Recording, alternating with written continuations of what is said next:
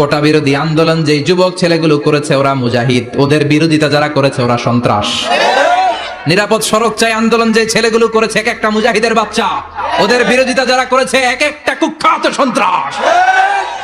আমরা প্রত্যেকের জন্য হেদায়েতের দোয়া করি প্রথমে, আর যদি হেদায়েত নসিবে না থাকে, কারুন, সাদ্দাত, নমরুদ আর ফেরাউনের যে দশা হয়েছে বাংলার জমিনের ইসলাম বিরোধী এই বেহায়াদের, ওই দশা আল্লাহ তুমি করে দাও। আমি কখনো হারি না, আমি হয় জিতি নয় শিখি, এরকম একটা অ্যাটিটিউড রাখবেন যে শিখতে আমাকে হবেই, কিন্তু হেরে যাব না আমরা। চিল্লায় বলেন ঠিক কিনা? কষ্ট যখন পাবেন, অসুস্থ যখন হবেন, ওইখানেও আনন্দ করবেন, কারণ সামনে আরাম আসতেছে। সুবহানাল্লাহ পড়েন। মুমিনের হারাবার কিছু নাই, দুঃখ পাওয়ার কিছু নাই। মুমিন অসুস্থ হলে অসুস্থতার মাধ্যমে তার গুনাহ ঝরে যায়, সে আল্লাহর কাছে প্রিয় হয়ে ওঠে। তা আমাদেরকে কেউ হারাইতে পারে? কথা বলেন, আমাদের কেউ ভয় দেখাইতে পারে?